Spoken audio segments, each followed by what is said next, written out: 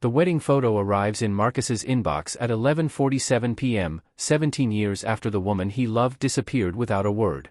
He almost deletes it. Then he opens it. The bride in the photo is wearing a dress he doesn't recognize, standing next to a man he's never met. But the way she tilts her head, slightly left, like she's listening to something no one else can hear, stops his breath completely. He doesn't understand why his hands are shaking. He hasn't thought about Claire in years. So why does looking at this stranger feel like remembering? Before we begin, tell us in the comments which city you're watching from. And if you're new to the channel, subscribe and turn on notifications so you don't miss our next story. Marcus Webb was not the kind of man who got distracted. He was an architect. He lived inside precision, clean lines, measured distances, things that either fit or they didn't. His apartment reflected this: minimal furniture, no clutter, everything in its place. He ate at the same time every day. He went to bed at the same time every night. He had built a very organized life, and he was careful never to examine why that organization felt less like peace and more like protection. He was at his desk at 11:47 p.m. because that was normal for him. A forwarded email from a colleague had landed in his inbox, an invitation to a charity gala, the kind of event Marcus usually skipped. Corporate tables, polite handshakes, people talking about money while pretending to talk about something else. He'd opened the email to file it away. That's when he saw the photo. It was a promotional image for the event. A room full of well-dressed people. And near the center of the frame, slightly to the left, stood a woman in a deep blue gown. Marcus didn't know her. He was certain of that.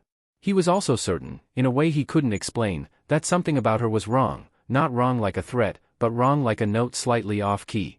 Familiar in a way that had no reason to be. He read the caption beneath the photo. Vivian Holt, alongside Chairman Daniel Holt of the Holt Foundation. The names meant nothing to him. He closed the email. He opened it again 11 minutes later. He told himself he was being ridiculous. He was a 41-year-old man with deadlines and a daughter and a full life. He was not the kind of person who got pulled in by a photograph of a stranger at a charity event. He typed the name into the search bar anyway. Vivian Holt. What came back was thin. Almost too thin. A few gala appearances. A brief mention in a philanthropic journal. One quote attributed to her about education funding, carefully neutral. No personal history. No hometown. No university. No profile that stretched further back than 2009. Marcus had searched enough people over the years, clients, contractors, potential partners, to know what a normal digital footprint looked like. This wasn't that. This was a profile that had been curated. Not built, curated. Like someone had decided exactly how much the world should know, and then stopped there. He sat back in his chair. People didn't just begin existing in 2009. They had childhoods, schools, hometowns, photographs from before they were important. Vivian Holt appeared to have none of those things. He told himself there were a dozen explanations. A private family. A deliberate choice to keep her personal life offline. A second marriage where the first chapter had been quietly closed. All of those explanations were reasonable. None of them made him feel better. He was still at his desk when Sophie appeared in the doorway. She was 9 years old and had her mother's habit of materializing silently in rooms, which Marcus had never fully adjusted to. She was wearing her blue pajamas, the ones with the small stars, and her hair was loose and slightly tangled from sleep. "Dad," she said. "Why do you look like you swallowed something bad?" He almost laughed. "I'm just working." Sophie walked in without being invited, which she had been doing since she learned to walk, and stood beside his chair. She looked at the screen. At the photo of Vivian Holt in the blue gown, standing slightly apart from the crowd, her expression composed in a way that somehow still looked like effort. Sophie was quiet for a moment. "She looks lonely," she said. Marcus looked at the photo again. Sophie was right. He hadn't seen it before, he'd been too focused on the wrongness, the familiarity, the thing he couldn't name. But now that his daughter had said it, he couldn't unsee it. Vivian Holt was standing in the middle of a room full of people, perfectly dressed, perfectly poised, and she looked completely alone. He didn't know why that made the feeling in his chest worse instead of better. "Go back to bed," he said quietly. Sophie looked at him for a moment longer than was comfortable. Then she padded back out without arguing, which meant she understood more than she was saying. She was 9. She did that sometimes. Marcus registered for the gala the next morning. He told himself it was professional development. The Holt Foundation had recently announced a partnership with a city planning initiative, and his firm had been looking for exactly that kind of municipal connection. It was a sensible reason to attend. A logical one. He knew it wasn't the reason. He spent the rest of the morning working. He reviewed 2 sets of project plans, answered emails he'd been putting off, had a call with a client in Rotterdam. He was present for all of it. He did not open the search results for Vivian Holt a 3rd time. He thought about her exactly 4 times before lunch. That evening, he was pouring coffee when his phone buzzed with a notification. The gala's official event page had updated with a full photo gallery from last year's event. His thumb hovered for a second. Then he opened it. He told himself he was just curious about the venue layout. He scrolled through the gallery slowly. Formal portraits. Table shots. A group of foundation board members laughing near a window. And then, near the bottom of the page, a candid. Unposed. The kind of shot that slipped through because no one noticed the camera. Vivian Holt, turned away from the lens. Her profile visible. One hand raised slightly, mid-sentence, talking to someone out of frame. Marcus almost kept scrolling. Then he saw the background.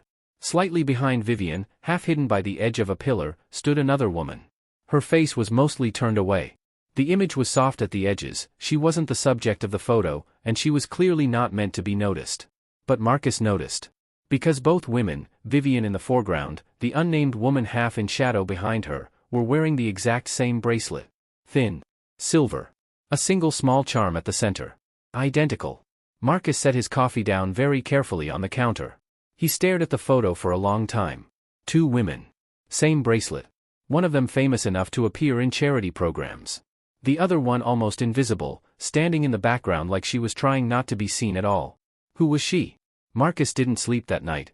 He lay in the dark staring at the ceiling, and every time he closed his eyes he saw the same thing, 2 women, 1 bracelet, and a question he couldn't shake. He told himself the bracelet was a coincidence. Jewelry got copied. Styles repeated. 2 women attending the same charity circles might easily own the same piece. He almost believed it. By 6 a.m. he was up and at his desk, coffee going cold beside him, doing something he hadn't done in 17 years. He was thinking about Claire. Her full name was Claire Voss. He hadn't said it out loud in so long it felt strange even to think it, like a word in a language he used to speak fluently and had slowly forgotten. They met in their 2nd year of architecture school. She was the kind of person who made a room feel different, not louder, not brighter, just more real somehow. She argued about building materials the way other people argued about things they loved. She laughed at her own jokes before she finished telling them. She kept a coffee mug that said "World's Okayest Architect" on her desk, which Marcus had given her as a joke, and she used it every single day. 3 years. That was what they had. 3 years of shared studio time, weekend drives to look at buildings no one else cared about, quiet mornings and long evenings, and an unspoken understanding that this was going somewhere. And then one Tuesday she was simply gone. No letter. No call. Her apartment cleared out. Her number disconnected. He'd gone to her building and the landlord said she'd given notice 2 weeks earlier. 2 weeks. She had known she was leaving for 2 weeks and hadn't said a word to him. He waited 4 months for her to come back. Or call. Or send anything, 1 sentence, 1 explanation, something. Nothing came. Eventually he stopped waiting, because you can't hold a door open forever when no one is on the other side. He met Elena 3 years later. She was steady and warm and completely present in a way that Marcus recognized, by then, was rare. Their marriage was good. Not electric, but good, and he had learned by then not to confuse electric with lasting. When it ended without cruelty, which was its own kind of grace. Sophie was 7 when he and Elena separated. She split her time between them now, easy and adaptable in the way children sometimes are when the adults around them have the decency to behave. Marcus had never told Sophie about Claire. He had barely told himself. He found James Okafor's number in an old contact list and called him at 8 a.m. without rehearsing what he'd say. James had been a mutual friend, architecture school, the same group, someone who knew both of them back when both of them was still a phrase that made sense. They hadn't spoken in years. The kind of friendship that fades not from argument but from distance, from lives moving in different directions until the thread just runs out. James picked up on the 3rd ring, sounding surprised and then carefully neutral. Marcus. It's been a while. It has. Marcus kept it short. I need to ask you something about Claire. A pause. Not long, just a half-second too long. What about her? Marcus described the photo. The woman at the gala, Vivian Holt, the pull of familiarity he couldn't explain. He kept his voice even, like he was describing something professional. When he finished, James was quiet. She existed, Marcus said. Right? I haven't imagined the whole thing. Of course she existed. James's voice had changed. Something in it had gone flat. Look, Marcus. Did you know what happened to her? Why she left? Another pause. Longer this time. Leave it alone, James said. Just that. Then the line went dead. Marcus sat with the phone in his hand for a moment. James hadn't said I don't know. He hadn't said I have no idea what you're talking about. He hadn't asked a single question about the photo or the woman or the bracelet. He'd said leave it alone. Like a warning. Like someone who already knew what Marcus might find if he kept looking. The box was in the back of Marcus's closet, behind winter coats and a bag of Sophie's outgrown shoes. He'd moved it 3 times in 15 years, apartment to apartment, city to city, without once opening it. He didn't entirely know why he'd kept it. He hadn't thought of it as keeping. He'd thought of it as not throwing it away, which felt like a smaller thing. He pulled it out now and sat on the floor with it. Inside, a few photographs, a couple of receipts from places they'd been, a small architecture book she'd lent him and he'd never returned because she'd never asked for it back.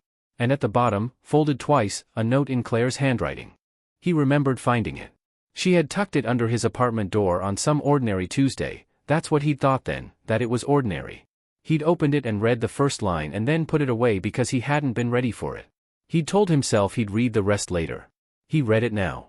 It was never supposed to be this way. I'm sorry for both of us. He sat very still. He had always assumed both meant the two of them. Him and her. The obvious reading. But sitting here now, with James's clipped silence still in his ear and a woman named Vivian Holt living behind a digital profile that didn't stretch back before 2009, the word both felt suddenly less certain. Both of us. Which two people had she meant? He was still on the floor when Sophie appeared in the doorway, home from her mother's a day early. She took in the open box, the scattered photographs, her father sitting on the carpet with a piece of paper in his hand, and said nothing for a moment. Then she came and sat beside him, the way kids do when they decide something is important without being able to explain why. She reached into the box and pulled out a photograph. A candid shot, Marcus recognized it, Claire laughing at something off camera, one hand raised, her head tilted. Sophie held it up and studied it. Tilted her own head. Is this the same lady from the computer? She asked. Marcus took the photograph from her slowly. He looked at it for a long time. The laugh. The tilt of the head. The shape of the face. He genuinely didn't know. And the fact that he didn't know, that after 3 years with this woman he couldn't be certain whether she was the same person he'd seen in a charity gala photo, was the most frightening thing that had happened to him in 17 years. On the back of the photograph, in handwriting that was not Claire's, someone had written a single word. Careful. Marcus wore the same suit he used for client presentations. Dark navy, no tie. Professional enough to belong, plain enough not to be remembered. He had told himself, getting dressed, that this was reconnaissance. Calm. Controlled. He was an architect attending a networking event. That was the story, and he was sticking to it. He almost believed that too, right up until the moment he walked through the venue doors and started scanning the room for her. The gala was exactly what he'd expected, high ceilings, low lighting, the kind of catering that looks better than it tastes. 200 people in their best clothes talking about generosity while carefully watching who was watching them. Marcus accepted a glass of water and moved through the room slowly, the way you do when you're pretending to take everything in equally. He found her in 12 minutes. Vivian Holt was standing near a tall window on the far side of the room, her husband beside her, talking to a couple Marcus didn't recognize. She was in a dark green dress tonight. Composed. Still. Her posture was perfect, the kind of perfect that doesn't come from confidence but from practice, from training yourself to hold a position until it stops feeling like effort. She was performing. Marcus could see it clearly from across the room. The question was, performing what, exactly? He engineered the introduction the way he'd planned. A mutual colleague, someone who sat on the foundation's advisory board, made the connection naturally, the way these events were designed to work. Marcus Webb, architect, thinking about some philanthropic work, let me introduce you. Vivian turned toward him. And she shook his hand. That was it. No pause. No flicker. No sharp intake of breath. She looked at him the way you look at someone whose name you'll probably forget by the end of the evening, offered a polite smile, and said it was lovely to meet him. Her voice was smooth. Controlled. Marcus said something appropriate back. He didn't remember what. Because what he was thinking was, she doesn't know me. He had been so certain, walking in here, that if he stood in front of her the answer would arrive on its own, some involuntary response that would confirm or deny everything. Instead he got nothing. A handshake. A smile. A stranger's eyes. He couldn't decide if that made him feel better or worse. The introduction lasted 3 minutes before Daniel Holt leaned in and steered the conversation elsewhere, not rudely, just efficiently, the way a man does when he decides a conversation is finished. Marcus stepped back, nodded, moved on. He circulated. Talked to a city planner he vaguely knew. Listened to a long description of a waterfront development project. Drank half a glass of sparkling water and watched Vivian Holt from a careful distance. He started talking to people who knew her. The first couple described the Holts as such a strong team. The second, a woman who sat on the foundation board, said they were absolutely devoted to the work. The third, a man who'd known Daniel Holt for 15 years, said, unprompted, they're the perfect couple, really. Marcus kept count. 3 people. Same phrase, almost word for word. Perfect couple. Not one of them said happy. Not one of them said you can tell they love each other or they seem so good together. They said perfect. Like it was a fact about the furniture. Like it was something to admire from a distance but not get too close to. Marcus had been to enough client dinners to know the difference between a real compliment and a managed one. He was on his way to refill his water when it happened. A server crossed the space between them, tray raised. For just a moment the crowd shifted and the path between Marcus and Vivian was open and clear and they were looking directly at each other from across the room. 3 seconds. Maybe 4. Then she looked away. Fast. Not the gradual drift of someone whose attention just moved on. Fast, the way you jerk your hand back from something hot. The way you look away from something you weren't supposed to see. Or something you already recognized. Marcus stood very still. He had noticed, earlier, that twice during their introduction Vivian's hand had drifted to her wrist. Just a small movement. Her fingers touching the bracelet and then pulling back. A nervous reflex, automatic, like she didn't know she was doing it. Claire used to do that. Touch her wrist when she was nervous. When she was hiding something and her body was betraying her before her face could catch up. He told himself it was a coincidence. He didn't move for a long moment. He left an hour later, said his goodbyes, retrieved his coat. The night air was cold and he stood outside for a moment letting it clear his head. That's when he saw her. Vivian was on the wide stone steps below, alone. Her husband was nowhere in sight. She was standing completely still, watching a black car move down the street away from the venue. Not waving. Not calling after it. Just watching it go, her arms at her sides, her face doing something Marcus couldn't fully read from this angle. The car turned the corner and disappeared. Vivian didn't move. She just stood there on the steps, alone, in the cold, watching the empty street where the car had been. Like she was waiting to feel something. Or waiting for something to stop. Marcus watched her for 10 seconds. Then he walked to his own car and drove home. He couldn't sleep. By midnight he was back at his desk, coffee in hand, digging into the Foundation's public records, the kind of administrative filings that were technically available but buried deep enough that almost nobody ever looked. He found the original incorporation documents at 12:47 a.m. The Holt Foundation. Established 2009. He stared at the year for a moment. The same year Claire disappeared. He kept reading. The founding donor, the person who had initially established and funded the charity before Daniel Holt's name became attached to it, was listed by name in the original filing. Claire Voss. Marcus read it twice. Then he went back to the marriage certificate he'd found in his earlier research. Vivian Holt's maiden name, listed in black and white. Voss. He sat back in his chair. 2 women. Same last name. One who had vanished. One who had appeared. Both connected to the same foundation in the same year. He didn't know yet what that meant. But somewhere in the distance, something that had been quiet for 17 years had just started moving. Marcus spent 2 days researching Daniel Holt before he found the edges of the man. That was the thing about Holt, he had edges, but they were buried. Most powerful men left obvious trails, press releases, board announcements, their name on buildings. Holt wasn't like that. The more Marcus dug, the more he found a man who had learned that the most effective way to be everywhere was to appear almost nowhere. 3 companies. 2 foundations. And underneath those, a quiet financial thread running into at least one political campaign that Marcus could identify, probably more that he couldn't. Not illegal, necessarily. Just invisible. The kind of influence that didn't need a headline because it worked better without one. Marcus sat back from his screen and felt something he hadn't expected. Not just curiosity. Something closer to unease. He called Priya Menon the next morning. They had met 4 years ago at a city planning forum. She was a journalist, investigative, the kind who spent 2 years on a story before she published a single word. He had used her as a source check twice and trusted her instincts completely. She was also, he knew, not someone who scared easily. Which made her first word significant. I was wondering when you'd call, she said, before he explained why he was calling. She knew about the Holts already. Had been building a file on Daniel Holt for almost 2 years. She didn't share everything, she was careful that way, but she shared enough. The marriage, she said, was strange. Not the relationship, which she couldn't speak to, but the paperwork. No public courtship. No engagement announcement in any of the social columns that covered people at Holt's level. The marriage registration had appeared in 2010 without preamble, no party, no announcement, no photographs. Just a legal document, quietly filed, and then Vivian was simply his wife. People at his level don't do that, Priya said. They announce. It's part of the brand. A quiet marriage registration in 2010 from a man who was already that connected, that's not privacy. That's something else. Marcus asked what she thought it was. I don't know yet, she said. That's why I haven't published. He drove to her office that afternoon. She had a photograph she said she couldn't show him over the phone.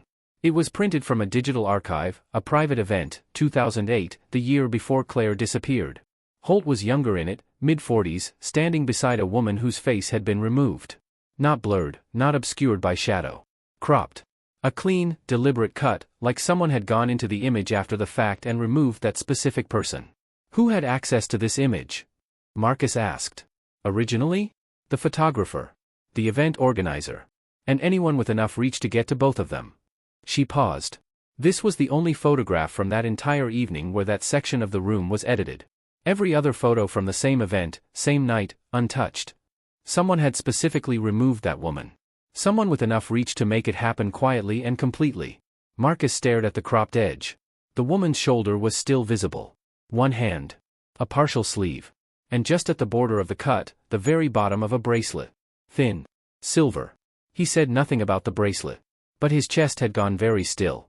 That evening he submitted a meeting request through the Holt Foundation's official contact form. Professional. Measured. He cited a potential architectural collaboration, nothing personal, nothing that could raise a flag. The denial came back in 19 minutes. Not a day later. Not the following week. 19 minutes, as if someone had been watching the inbox and moved immediately. The response was polite and generic. The chairman's schedule does not allow for additional commitments at this time, but the speed of it said something the words didn't. Someone had seen his name and made a decision fast. Marcus read the email 3 times. Then he put his phone face down on his desk. He was in his car an hour later when his phone rang. Unknown number. He almost let it go to voicemail. He answered. Silence first. 5 full seconds of it, long enough that he was about to hang up. Then a woman's voice. 1 sentence. You need to stop looking. That was all. The call ended.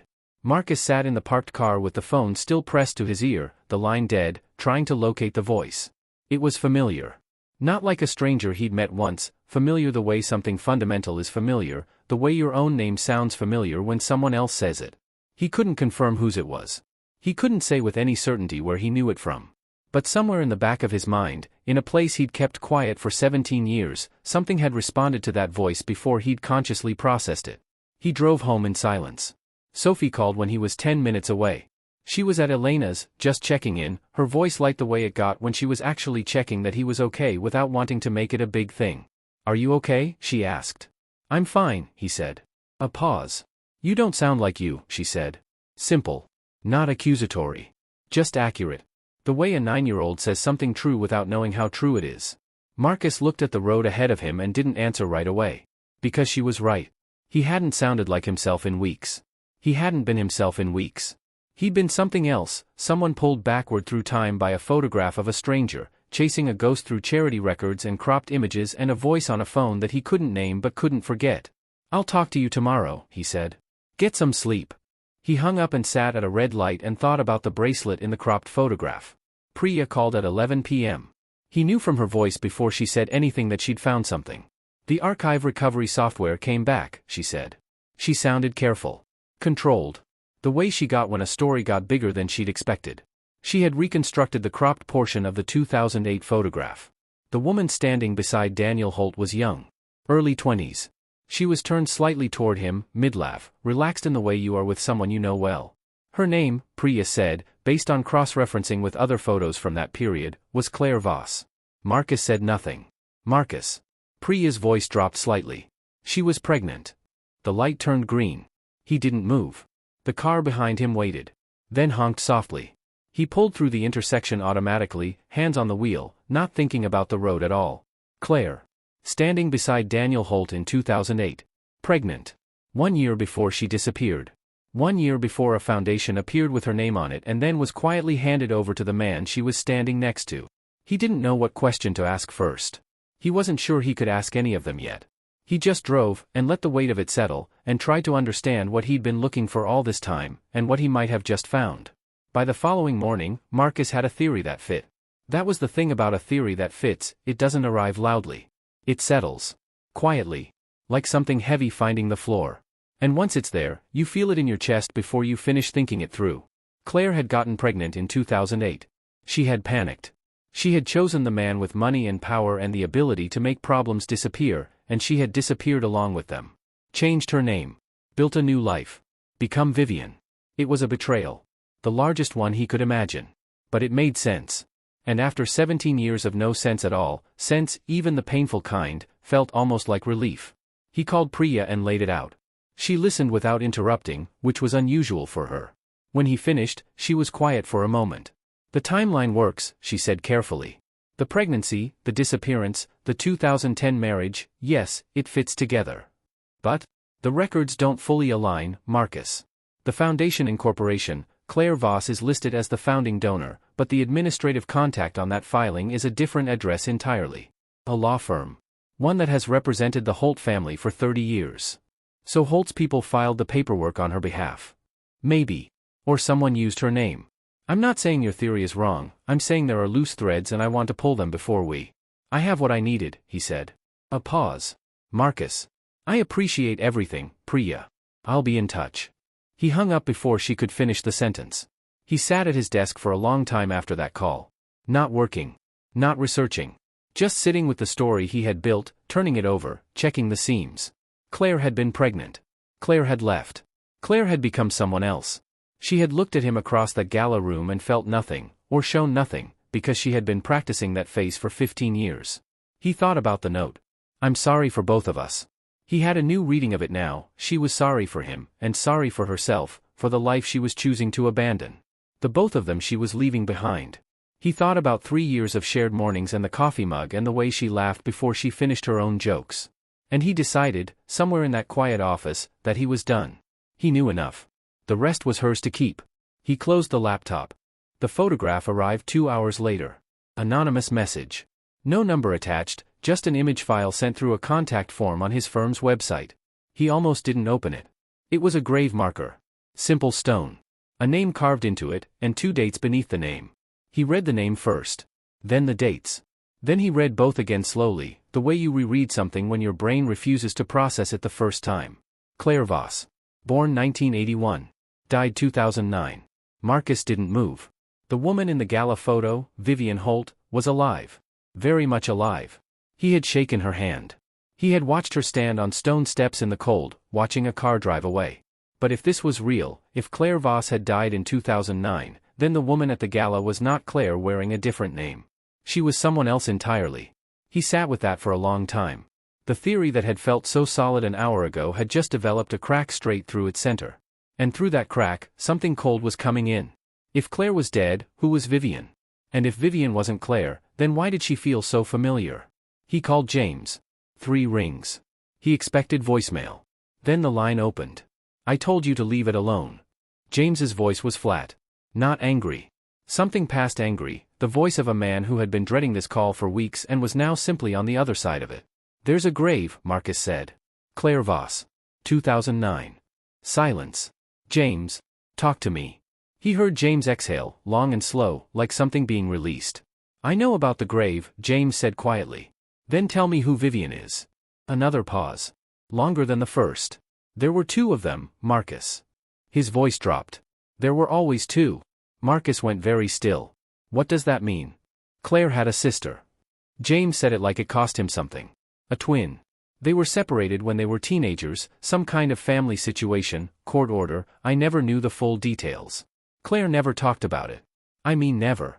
Not once in all the years I knew her. Marcus tried to remember. 3 years with Claire. Every conversation, every late night, every quiet Sunday morning. He searched his memory for a single mention of a sister. A twin. Anyone. Nothing. Not a word. Not a photograph. Not a slip of the tongue. Not a moment where she'd said my family and meant more than one person. 17 years of knowing her name, her laugh, her handwriting, and he had never known this. She had kept an entire person secret from him. Someone who shared her face, her blood, her beginning. Hidden completely, deliberately, for reasons he didn't understand yet. He thought about the note again. I'm sorry for both of us. Both of us. He hadn't been one of the two at all. Why? Marcus said. It came out quieter than he intended. Why didn't she tell me? James didn't answer right away. And when he did, his voice had something in it that Marcus couldn't name, not quite guilt, not quite grief, but somewhere between them. I don't think she thought she was allowed to, James said. The line went quiet. Marcus sat in his office in the dark, holding that sentence, turning it over. Allowed to. Not wanted to. Not forgot to. Not didn't think it mattered. Allowed to. As if someone had decided, long before Marcus ever met her, what Claire Voss was and wasn't permitted to say. And as if that decision, made by someone else, years before, had been the thing that quietly shaped everything that came after. He didn't know yet who had made it. But he was starting to understand that someone had. The twins' name was Vivian. James said it quietly, like he was setting something fragile on a table. Born minutes after Claire. Same mother, same father, same beginning, and then, at some point Marcus didn't yet understand, a completely different life. How long have you known? Marcus asked. Long enough, James said. Claire told me once. Just once. She made me promise not to bring it up again and I never did. He paused. I should have told you when you first called. Yes, Marcus said. You should have. He didn't say it with anger. There wasn't room for anger yet. There was only the sensation of the ground shifting beneath a story he thought he'd finally understood. He sat with it for an hour before he could think clearly. Here was what he'd assumed from the beginning: Vivian was Claire. That Claire had changed her name, built a new life, buried her old one. That Vivian was a mask. But Vivian was her real name. She had never pretended to be anyone else. She had always been Vivian Voss, and she had kept that name through a marriage and a public life and years of careful visibility. It was Claire who had disappeared. Claire who had hidden. Claire whose grave existed in a cemetery somewhere with flowers on it that Marcus hadn't known to leave. The question had just completely inverted. He wasn't looking for why Claire became Vivian. He was looking for why Claire had hidden the fact that Vivian existed at all. He went back to the records. Birth certificates first, and they were there, both of them, once he knew what to look for. Claire Voss and Vivian Voss, born 11 minutes apart in a mid-sized hospital in 1981. Their early childhood was ordinary on paper. School enrollments, a family address, nothing that stood out. And then, at 16, a gap. The school records split. Claire's continued in one district. Vivian's transferred to another city entirely. Marcus searched for the reason and found the edge of it: a family court filing from that year, case number attached, judge's name attached. Everything else was sealed. Not old and forgotten. Sealed. Actively protected, the kind of seal that required a formal legal request and a compelling reason to lift. Someone had made sure that whatever happened when those two girls were 16 would stay buried. Marcus wrote down the case number and the date and sat back. Sealed court records didn't seal themselves. He called Priya. She had already been digging. He could tell by how fast she answered and how ready her voice sounded. She'd gone back through Daniel Holt's early history after Marcus's theory had collapsed, looking for a different kind of connection. She'd found one. The attorney who represented the court filing, she said. The one that separated the sisters at 16. His name is Gerald Marsh. He's been the Holt family's legal representative for over 30 years. Marcus went still. How old was Holt when the filing happened? 22, Priya said. And before you ask, I don't know yet what the connection is. Marsh works for the family, not personally for Daniel. It could be coincidence. You don't believe that? A beat. No, she said. I don't. 22 years old. Daniel Holt at 22, not yet a chairman, not yet untouchable, but already connected to a family attorney who had just separated two 16-year-old girls and buried the reason under a sealed court order. A legal wall built 30 years ago that was still standing. Whatever happened to those sisters when they were teenagers, the Holt family had been close enough to it to be holding the door. Marcus spent 2 hours finding the right person. A woman named Catherine Brooks who sat on the Holt Foundation's charity board, someone he had met twice at industry events, someone who had once asked his firm to consult on a building project and received a significant discount as a professional courtesy. She owed him a small favor. Small enough to ask for. Large enough to matter. He explained only that he needed a private contact, not a public email, not a press line. Something that would reach Vivian Holt directly. Catherine was quiet for a moment. Then she gave him a number and said, carefully, be gentle with her, Marcus. She's had a harder life than it looks. He didn't ask what that meant. Not yet. He typed the message 6 times before he sent it. He deleted versions that were too long, too explaining, too much. He deleted a version that started with an apology and another that started with a question. He didn't want her to feel interrogated. He didn't want her to feel ambushed. He wanted her to understand, in as few words as possible, that he wasn't a stranger. The final message was one sentence. I knew your sister. He sent it and put his phone face down and tried to do other things. He reviewed a project file. He made coffee. He stood at his window for a while looking at the street below. 3 hours passed. Then his phone moved. 2 words. I know. He stared at that reply for a long time. I know. Not which sister. Not who is this. Not how did you get this number. She had read his one sentence and known immediately who he was and what it meant. She had been waiting. Maybe not for him specifically. But for someone. For the thread to finally pull. He typed back, can we meet? Her response came faster this time. An address. A date. A time. Marcus looked up the address. It was a cemetery. He searched the specific location within it, the section, the row, and found what was there before he arrived. Claire's grave. He sat with that for a moment. Vivian had chosen this location. Not a coffee shop, not a neutral office, not anywhere private and anonymous. She had chosen her sister's grave as the place to meet the man Claire had once loved. And then he found something else, a small detail in the cemetery's visitor log, which was publicly accessible online as part of a heritage record system. The grave had been visited regularly. Every few weeks, consistent as clockwork, for years. Each visit logged under the same name. Vivian. She had been coming here alone, quietly, without anyone watching, for as long as the record went back. And each time, according to the groundskeeper's notes, left as standard maintenance records, fresh flowers had been placed. Dark green stems. White blooms. Marcus closed his eyes. White was Claire's favorite color for flowers. She had always said so.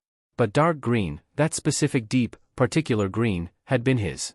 Something he'd mentioned once, years ago, in a conversation he barely remembered. Vivian had been leaving flowers in his color. At her sister's grave. For years. Before she had any reason to know he was coming. She was already there when Marcus arrived. No security. No assistant. No carefully managed public entrance.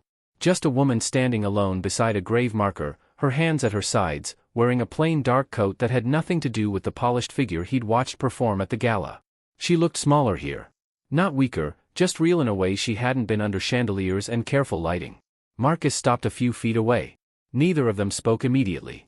The silence wasn't uncomfortable. It was the silence of 2 people who had both been carrying the same weight from different directions and had just, for the first time, set it down in the same place. He looked at the grave marker. Then back at her. You've been coming here a long time, he said. Yes, she said. That was all. Up close, the resemblance was undeniable. Not in any one feature, in the whole of her. The way she held herself. The specific stillness she carried. Marcus had spent 3 years learning Claire's silences, and Vivian's had the same shape. Different in texture. But the same shape. He understood now why the gala photo had stopped him. Why his hands had shaken at his desk at 11:47 p.m. over an image of a stranger. She wasn't a stranger. She was the closest living thing to someone he had lost. He didn't say that. He filed it away. You knew who I was, he said. At the gala. From the moment you walked through the door. She said it simply, without drama. Claire kept photographs. Not many, she was careful. But a few. A brief pause. She talked about you until the end. Marcus looked at the grave. He didn't trust himself to respond to that immediately. He breathed through it. Let it land and settle and ache in the way it needed to. She never told me you existed, he said finally. I know. Vivian's voice didn't carry accusation or apology. Just fact. She couldn't. That was the whole point. She told him carefully. In pieces, not all at once, the way someone tells a story they have rehearsed but not because they're performing. Because the shape of it still matters after all this time. Their separation at 16 had not been a family breaking down. It had been engineered. Their father, a man with significant debt and no good options, had agreed to it. The Holt family's attorney had drawn up the arrangement. Claire would remain accessible, manageable, quietly observed. Vivian would be moved far enough away that the sisters couldn't compare notes or find comfort in each other. Why? Marcus said. Vivian looked at him steadily. Because of what Claire saw. At 16, Claire had been in the wrong place at the wrong time. A construction site visit with their father, who did occasional work for one of the Holt family's property companies. She had seen something she wasn't supposed to, documentation of a covered death. A worker. An accident that had been rewritten on paper until it wasn't an accident anymore, just a liability that had been managed and buried. She had been a teenager. No one had taken her seriously. And by the time she was old enough to do something about it, the Holt family had already spent years making sure she had no one to stand beside her and no paper trail she could point to. They had taken her sister. They had managed her father. They had left her completely alone with something she knew and no safe way to use it. She spent years looking for a way in, Vivian said. A journalist. A lawyer. Anyone who could move the evidence without getting swallowed by it. She couldn't find one in time. Marcus was quiet for a moment. And you? He asked. Vivian's expression shifted, something small and controlled moving behind her eyes. I found a different way in, she said. She had married Daniel Holt on purpose. Not out of love. Not out of fear. Out of strategy, the kind that takes years to build and requires you to become someone you are not, every single day, for long enough that you stop noticing the performance. 8 years. 8 years of access, proximity, trust. Of sitting beside him at galas and smiling at the right moments and building a charity that was not, at its core, a charity. The foundation gave me access to the financial records, she said. The board gave me relationships. The marriage gave me time and cover to move without being watched too carefully. She paused. He thinks I married him because I had nowhere else to go. He has always underestimated people who had nowhere else to go. Marcus looked at her for a long moment. He had walked into this cemetery expecting, somewhere under everything, to find someone who needed help. Someone trapped. Someone for whom his presence might mean rescue. Vivian Voss did not need rescuing. She had been running this operation, alone, methodically, at significant personal cost, for the better part of a decade. The woman he'd watched standing on cold stone steps staring after a car hadn't been lost. She had been thinking. Calculating. Moving pieces he couldn't see. Did Claire know? He asked. Before she died, did she know what you were planning? Vivian was quiet for a moment. We had one conversation, she said. In 2009. Toward the end. We had been kept apart for so long that we barely knew how to be in the same room. She stopped. Collected herself with the precision of someone who had learned exactly how much feeling she could show without losing her footing. She told me what she knew. Everything she'd tried. Everything that hadn't worked. A breath. And then she told me she was sorry she hadn't found a way to do it herself. The wind moved through the cemetery. Marcus said nothing. I told her not to be, Vivian said quietly. She reached into her coat pocket then. A plain white envelope, sealed. His name written on the front in handwriting he recognized instantly, the same hand that had left a note under his door on a Tuesday morning 17 years ago. He stared at it. She wrote it in 2009, Vivian said. Days before she died. She gave it to someone she trusted, not me, someone else, with instructions. She held it out. It was only to be given to you if you ever came looking. Marcus didn't take it immediately. Someone has been watching, he said slowly. For 17 years. Waiting to see if I'd come. Yes. He looked at the envelope in her outstretched hand. His name in Claire's writing. Sealed for 17 years. What if I hadn't? He asked. What if I'd never seen the gala photo? What if I'd never looked? Vivian held his gaze. Then I would have finished it without you, she said. But Claire believed you'd come. She said you were the kind of person who couldn't leave a door closed once you knew something was behind it. She had known him well enough, even after everything, to be right. He took the envelope. He didn't open it that night. He drove home with the envelope on the passenger seat and left it there for an hour after he parked. Then he brought it inside and set it on his desk and made coffee he didn't drink. He sat across from it like it was something that needed to be approached carefully. Like opening it too fast would break something that couldn't be fixed. He opened it just before midnight. The paper was slightly yellowed at the edges. Folded 3 times, sealed with plain wax. Her handwriting filled both sides of 4 pages, the same compact, slightly left-leaning script that had written "I'm sorry for both of us" on the note he'd found in the box. He would have known it in the dark. He read the first line and had to stop. Marcus. If you're reading this, you came looking. I always thought you might. I'm glad you did, even though I'm sorry for what you're about to carry. He breathed through it. Kept reading. She started with the apology she'd clearly spent time thinking about how to word. She was sorry she never told him about Vivian, not from shame, she wrote, and not because she thought he couldn't be trusted. From fear. Clean, specific, well-founded fear. Because everyone who had known about Vivian had eventually been used against Claire through that knowledge. Their father. A friend from school who had tried to help once, years ago, and been quietly pressured into silence. Knowing Vivian existed put people in danger. Specifically, the people Claire loved. She had decided, a long time ago, that keeping Marcus safe meant keeping him ignorant. She had not been sure, writing this letter, whether he would ever forgive her for that. She wasn't asking him to. She was only explaining. Marcus set the pages down for a moment. He looked at the wall across from his desk. He thought about 3 years of a relationship he had believed he understood completely. The coffee mug. The Sunday drives. The way she laughed before she finished her own jokes. He had known half of her. Less than half. He picked the letter back up. She wrote about what she had seen at 16 in plain, careful language. A construction site. Her father had brought her along on a visit. She was old enough to be left somewhere but young enough that he didn't think twice about it. She had wandered. Gotten into a section of the site she wasn't meant to reach. Seen documents laid out on a makeshift table, accident reports, foreman signatures, dates. A worker had died on that site. The paperwork said one thing had happened. The documents she saw said something different, something that had been carefully rewritten until the truth was buried under the official version. She was 16. A child. She hadn't understood all of it in the moment. She'd understood enough. She'd told her father. Her father had gone pale, and then very quiet, and then 2 weeks later their family's financial situation had mysteriously stabilized after months of crisis. Claire had put it together eventually. Her father had traded her silence for money he needed more than he needed his conscience. She wrote that part without anger. Which was somehow the most devastating version of it. He was scared, she wrote. I've made peace with that. It took a long time.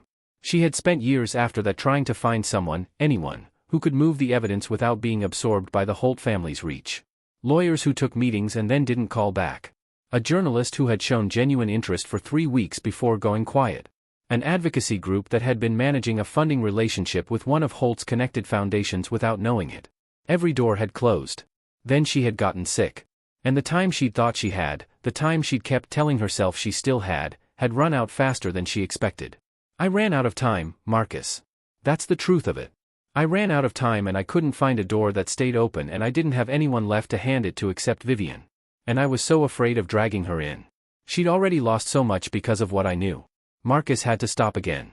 He sat very still with the pages in his hands and did something he hadn't done in a long time. He let himself grieve.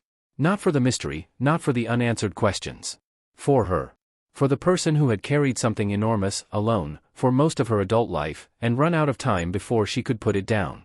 He read the final page slowly. Vivian is stronger than I was. Not harder, stronger. There's a difference. If she found a way in, let her finish it. Don't try to rescue her. Don't treat her like she's fragile. She isn't. She never was. A line break. Then, she deserves to be seen as herself. Not as my shadow. Not as his wife. As herself. She has earned that. And at the very bottom, almost as an afterthought, 3 words that hit him harder than everything else on 4 pages combined. I loved you. No qualification. No past tense regret. Just that, at the end, as a fact. He read it a second time. Then he set it down on the desk and sat with it. His phone buzzed. Sophie. He answered. Dad. Her voice was careful, the way it got when she already knew something was wrong but didn't want to make it worse. Are you okay? He thought about how to answer that. He settled on honesty. Someone I loved was braver than I knew, he said. Sophie was quiet on the other end. He could hear her thinking. Are you going to help? She asked. Simple. Direct. 9 years old and she had found the only question that mattered. Yes, he said. Okay, she said. And then, after a pause, good. He called Priya. She answered on the second ring, which meant she had been awake. Possibly expecting this. I read the letter, he said. I know. A breath. Marcus, there's something I should have told you when you first came to me. He went still. I've been in contact with Vivian, Priya said. For 6 months. Before the gala. Before any of this reached you. The silence on his end was long enough that she continued. She built 2 tracks. Her evidence from inside the foundation, that's one. And you, that was always the second. She needed both to make this work. She needed the financial record and she needed someone on the outside who couldn't be connected to her or discredited through association. Marcus pressed his hand flat on the desk. She used me, he said. She included you, Priya said carefully. There's a third piece, Marcus. Something that has to come from outside both of them. A building file, structural records from a project your firm worked on 12 years ago. Before you knew any of this existed. Before you knew any of these names. He looked at the letter still spread across his desk. Claire's handwriting covering 4 pages. A project from my firm, he said slowly. The records passed to you through an acquisition, Priya said. You've had them for years without knowing what they were. Without knowing what they proved.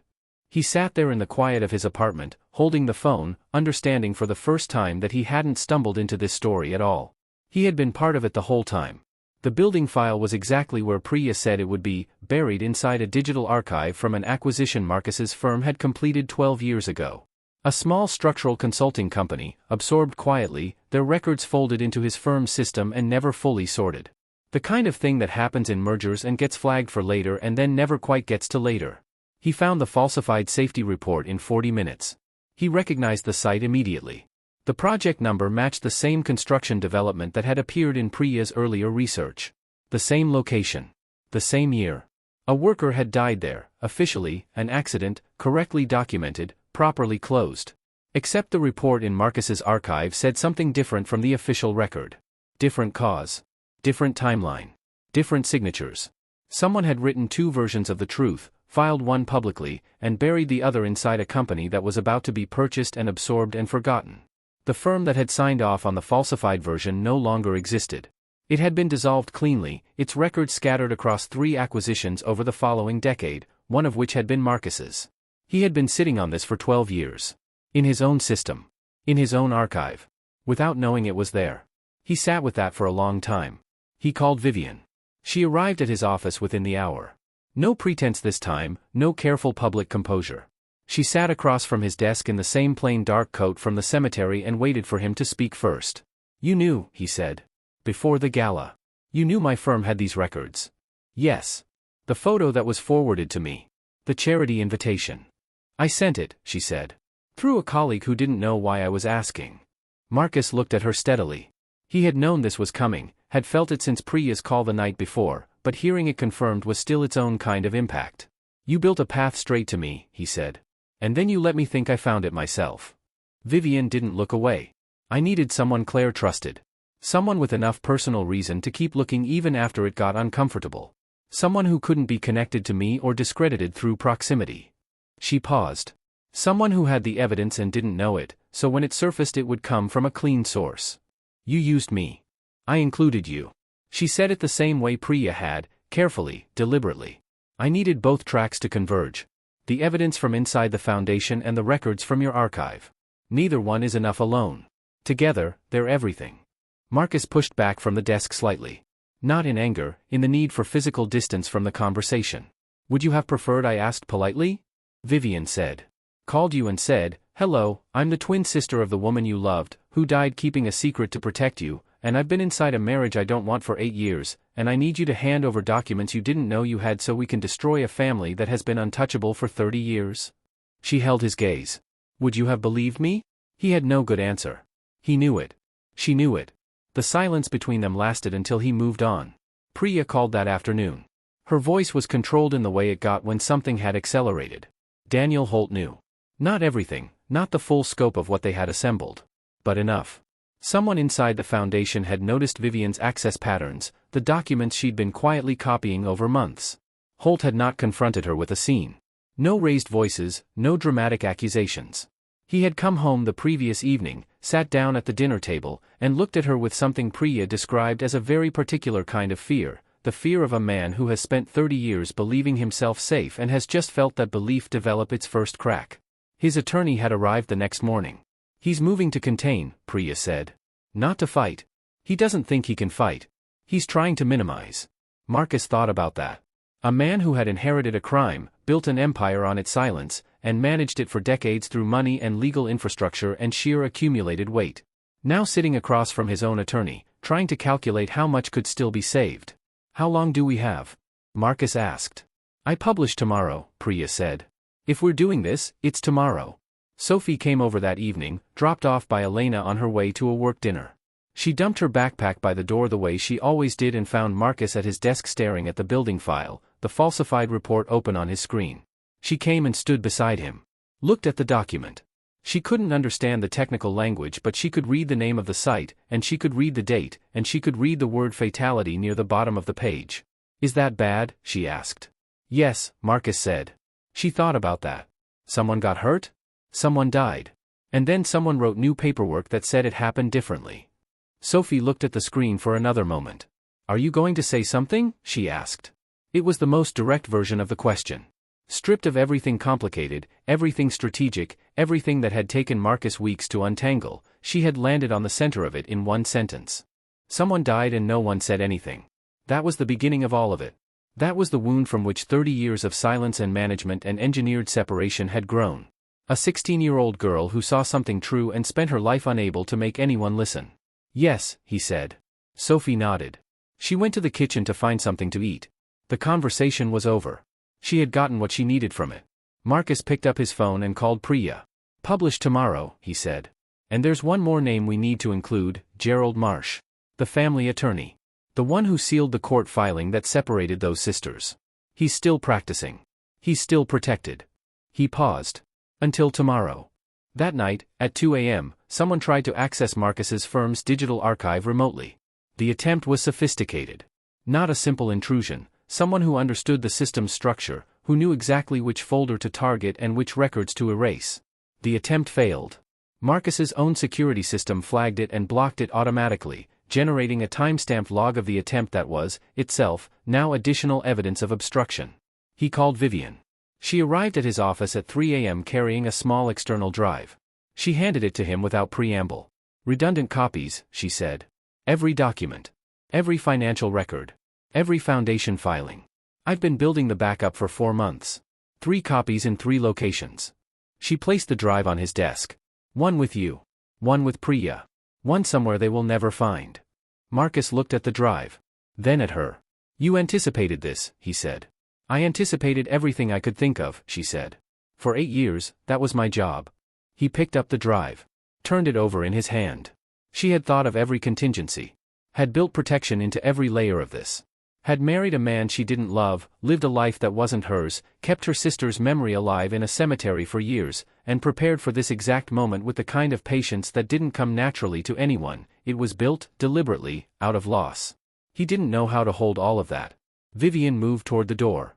Claire always said you were careful with important things, she said quietly. Not looking back. She left. Marcus sat alone in his office at 3 a.m. holding a backup drive that contained 30 years of buried truth, and he thought about a girl at 16 who had seen something she wasn't supposed to see, and all the years that had passed since then in which no one said anything. Tomorrow, someone would. Priya published at 7 a.m. By 7:45, it had been shared 1,100 times. By 9, the number had stopped being meaningful to track. The story was clean, sourced, legally airtight. 2 journalists had reviewed every document before a word went live. The falsified safety report. The original and rewritten accident records. The foundation incorporation with Claire's name. The sealed court filing and the attorney who filed it. 30 years of careful architecture, laid out in plain language for anyone to read. It held. Every piece of it held. Marcus read the article at his desk with his coffee going cold beside him. He had known what was in it, had lived inside it for weeks. But seeing it assembled into a single piece of clear, public record was still its own kind of impact. Like watching a building you designed from drawings finally standing in the real world. The shape was familiar. The weight of it wasn't.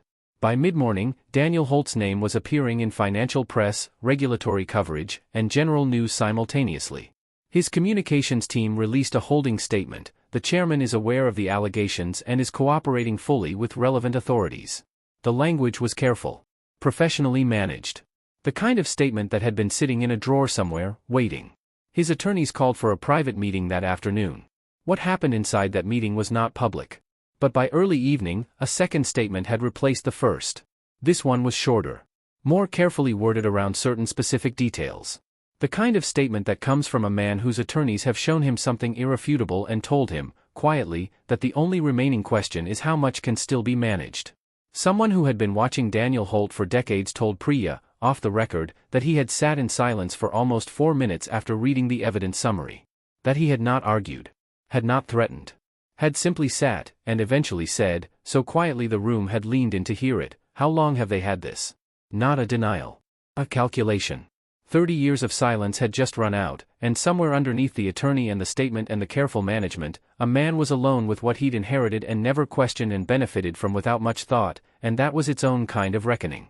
Not justice by itself, but the beginning of it. Vivian's statement came out at noon. No press conference. No spokesperson. A single document released through the Foundation's official channels, with her signature at the bottom and a different name above it. Vivian Voss. Not Vivian Holt. Not Mrs. Anything. Just her name, the one she had been born with, the one she'd kept even through 8 years of being publicly identified as someone else's wife. She described Claire in 3 sentences. She said that her sister had witnessed something at 16 that she spent her life trying to make right. She said that Claire had done this without allies, without resources, and without the protection that the truth deserved to have. She said that today, the truth had protection, and that it had her sister's name on it. That was all. No performance. No careful framing for sympathy. Just Claire's name, put into the public record clearly and permanently by the only person left who could do it. Marcus read those 3 sentences 4 times. He went to the cemetery alone that afternoon. He hadn't planned to bring anything and he didn't. He stood in front of the grave marker for a while without speaking. The ground was quiet. The air was cold in the particular way that November cold is, still, not biting, like the world had simply stopped moving for a moment. He thought about a Tuesday morning 17 years ago when he'd found a note under his door and read the first line and put it away because he hadn't been ready. He thought about the box in the closet he'd moved 3 times without opening.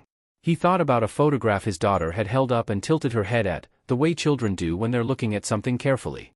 After a while he spoke. "I'm sorry it took me so long to come looking." He didn't know, standing there, whether that was an apology or a thank you. Maybe both.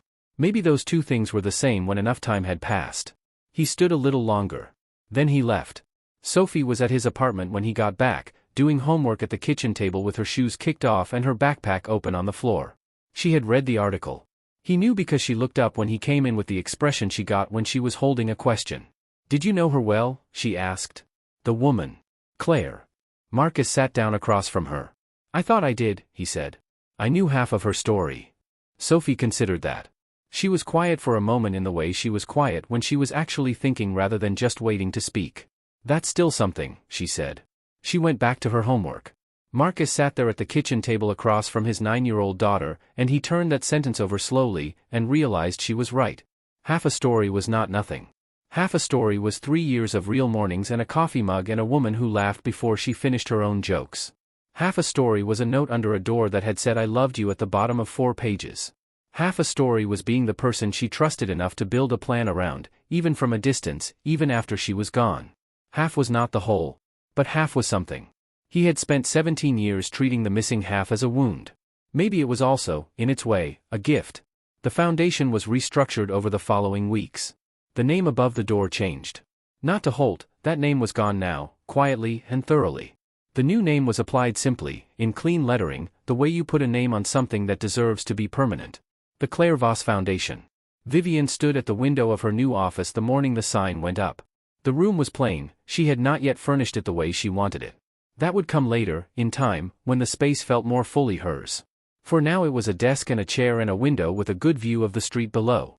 She watched the workers finish the installation and step back to look at their work. She did not perform anything in that moment. There was no one there to perform for. She was not a chairman's wife, or a twin standing in her sister's shadow, or a woman executing a decade-long plan. She was not a weapon or a widow or a warning. She was Vivian Voss. She was a woman who had started something a long time ago in a hospital room with her sister, 11 minutes apart, and had just, today, finished it. She turned from the window. There was work to do. Some stories stay with us long after they end. If this one stayed with you, let us know your thoughts in the comments. And if you enjoy emotional stories like this, subscribe and turn on notifications so you don't miss the next one.